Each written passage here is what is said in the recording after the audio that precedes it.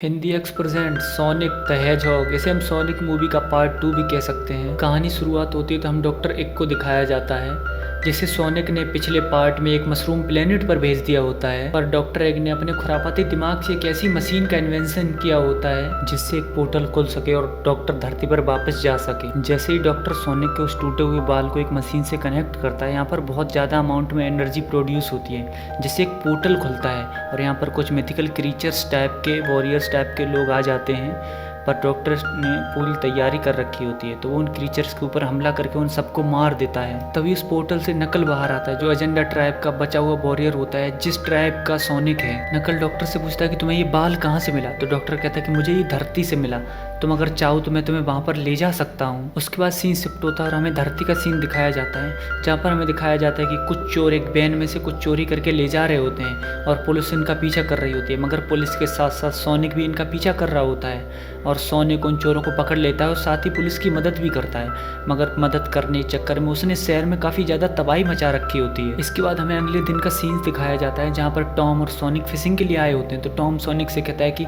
मुझे पता है कि कल तुमने क्या किया है, बंद करो ये सब करना, ये सब हरकतें छोड़ दो, अब तुम बच्चे नहीं रहे, तुम्हारी इन्हीं हरकतों की वजह से पेपर में भी खबर आ चुकी है। इसके बाद जब ये दोनों घर पर आते तो हमें पता चलता है कि मैडी अपनी बहन की शादी में जाने वाली थी।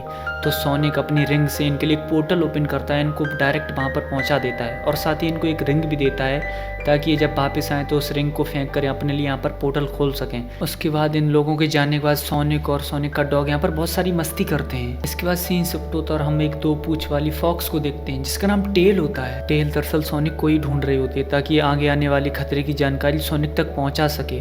तो ये एक कार लेती है और सोनिक की तरफ बढ़ चलती है। वहीं दूसरी तरफ सोनिक मस्त बैठकर टीवी और साथ ही पॉपकॉर्न एंजॉय कर रहा होता है। तभी यहाँ पर एंट्री हो जाती है मिस्टर एग की। सोनिक मिस्टर एग को देखकर चौंक जाता है, वो कहता है ये कैसे मुमकिन है। सोनिक मिस्टर एग को मुक्का मारने के लिए आगे बढ़ता है पर तभी यहाँ पर नकल आ जाता है और वो उल्टा सोनिक को ही मुक्का मार देता है जिससे सोनिक काफी दूर जाकर गिरता है। उसके बाद सोनिक और नकल के बीच में लड़ाई होती है और नकल सोनिक को बुरी तरह से पीटता है। तभी वहाँ पर सोनिक की मदद करने के लिए टेल आ जाती है और वो टेल सोनिक को अपनी गाड़ी में बिठाकर सोनिक को यहाँ से ले जाने लगती है। तो सोनिक टेल से कहता है कि मैं तो तुम्हें जानता ही नहीं, तुम हो कौन।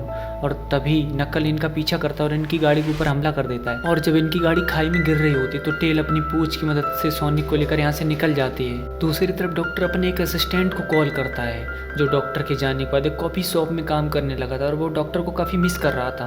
और यहाँ पर जब डॉक्टर की कॉल आती है तो वो काफ़ी खुश हो जाता है और साथ ही वो डॉक्टर के लिए एक गैजेट भेजता है जिसमें कई सारे छोटे छोटे ड्रोन्स लगे हुए होते हैं। तभी यहाँ पर नकल डॉक्टर एक्स से मास्टर एमरेल्ड के बारे में पूछता है। अभी मास्टर एमरेल्ड क्या है इसके बारे में थोड़ा बात कर लेते हैं। मास्टर एमरेल्ड दरअसल एक बहुत ही पावरफुल वेपन है और नकल को ऐसा लग रहा होता है कि ये जो मास्टर एमरेल्ड है ये सोनिक के पास है। तो तभी यहाँ पर डॉक्टर नकल से एक डील करता है कि मैं तुम्हें एमरेल्ड ला कर दूंगा और तुम सोनिक को मार दोगे।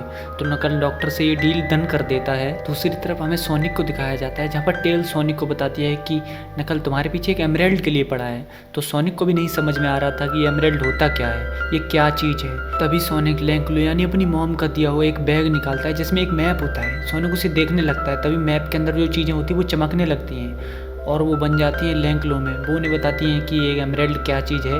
वो उनके बारे में काफ़ी जानकारी देती हैं कि एक मास्टर एमरेल्ड है जो कि 6 छोटे छोटे एमरेल्ड्स का एक संयुक्त संगठन है और साथ ही बहुत ताकतवर है। ये किसी गलत हाथों में न जाए इसके लिए लैंकलो इसे प्रोटेक्ट करती थी, पर अब ये जिम्मेदारी सोनिक की है। अब एमरेल्ड का ठिकाना इसी नक्शे में होने की वजह से ये लोग नक्शे को देखने लगते तो उन्हें पहला क्लू मिलता है जो कि साइबेरिया था। तो सोनिक अपनी रिंग खोलता है और यहाँ पर साइबेरिया के लिए एक पोर्टल ओपन करता है। उसके बाद ये लोग पहुँच जाते हैं साइबेरिया में जहाँ पर सोनिक टेल्स से पूछता है कि आखिर तुमने मुझे ढूंढा कैसे। तो टेल्स कहती है कि तुम्हें याद है जब तुम ग्राउंड में चक्कर लगा रहे थे तो एनर्जी वेव्स रिलीज हुई थी, वो एनर्जी वेव्स मेरे प्लेनेट तक भी आई थी और तब से मैं तुम पर नजर रख रही थी। और जब मुझे पता चला कि नकल तुम्हारे पीछे आने वाला है तो मैं तुम्हारी मदद करने के लिए यहाँ पर आ गई। दूसरी तरफ हमें डॉक्टर एग को दिखाया जाता है जिसने अपने गैजेट की मदद से सोनिक का लोकेशन ढूंढ लिया होता है। तो नकल और डॉक्टर एग ये दोनों निकल जाते हैं सोनिक को पकड़ने के लिए। इधर दूसरी तरफ टेल्स और सोनिक उस जगह पहुंच जाते हैं जहाँ पर एमरेल्ड होता है, जहाँ पर आउल्स की भाषा में कुछ लिखा हुआ होता है। तो टेल्स अपने गैजेट की मदद से उस भाषा को ट्रांसलेट करती है। तब यहाँ पर इन्हें पता चलता है कि सालों पहले अस्टीना वॉरियर्स ने 7 छोटे छोटे एमरेल्ड्स को जोड़कर एक बड़ा एमरेल्ड बनाया होता है जो काफ़ी ताकतवर होता है, जिसको धारण करने वाला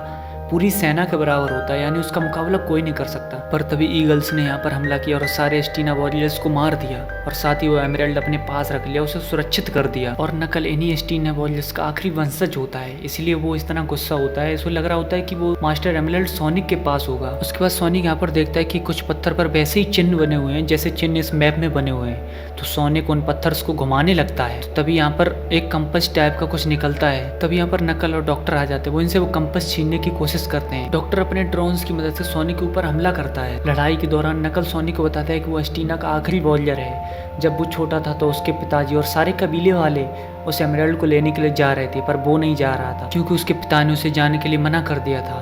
पर जब उसके पिता वहाँ से एमराल्ड लेने के लिए गए तो वहाँ पर वो वापस कभी लौट के नहीं आए। बातों ही बातों में सोनिक वो कंपस टेल की तरफ फेंकता है, पर वो कंपस को डॉक्टर पकड़ लेता है और वो कंपस को लेकर अपने फ्लाइंग ऑब्जेक्ट से यहाँ से निकल जाता है। और तभी यहाँ पर लैंडस्लाइड होने लगता है, यानी यहाँ की बर्फ़ धैकने लगती है और सोनिक और वो टेल यहाँ से निकलने की कोशिश करते हैं। तो सोनिक डॉम को कॉल करता है, वो डॉम से कहते हैं कि उस रिंग को फेंको ताकि मैं यहाँ से निकल सकूँ।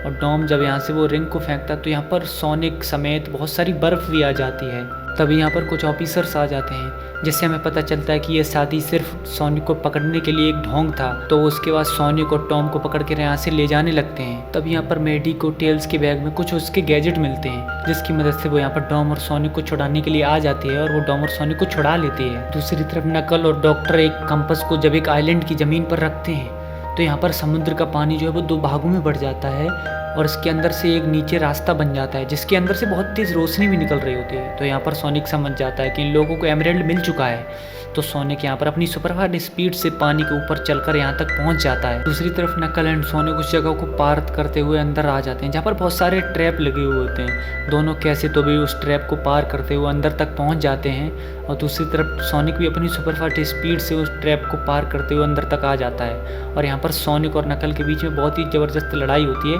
जहाँ पर सोनिक बड़ी ही आसानी से नकल को पीट रहा होता है। वहीं दूसरी तरफ डॉक्टर उस एमराल्ड को अपने हाथों में धारण कर लेता है, जिससे उसके अंदर बहुत सारी जादुई शक्तियाँ आ जाती हैं, वो बहुत पावरफुल बन जाता है। और अब एमराल्ड यहाँ पर ना होने की वजह से ये जगह टूटने लगती है, पूरी तरह से तबाह और बर्बाद होने लगती है और इस जगह पर बहुत सारा पानी भरने लगता है। तभी एक पिलर का टुकड़ा आकर नकल की छाती पर लग जाता है, जिससे नकल वहीं पर दब जाता है। तब सोनिक उसकी मदद करता है और इन दोनों बाहर आते हैं, जिसके बाद नकल और सोनिक आपस में दोस्त बन जाते हैं। तभी आर्मी डॉक्टर के ऑफिस के बाहर आ जाते हैं, जिसको देखकर डॉक्टर बाहर निकलता है और वो अपनी शक्तियों से एक बहुत बड़ा टॉर्नेडो बना देता है, जिससे लोहे की जितनी भी चीज़ें होती वो सब घूमकर एक बवंडर का रूप धारण कर लेती हैं और वहाँ पर एक बहुत बड़ा रोबोट बन जाता है। तभी वहाँ पर नकल, टेल और सोनिक भी पहुँच जाते हैं। ये तीनों मिलकर एक प्लान बनाते हैं कि टेल जाकर डॉक्टर को डिस्ट्रैक्ट करेगी और नकल और सोनिक मिलकर वो एमराल्ड इनसे ले लेंगे।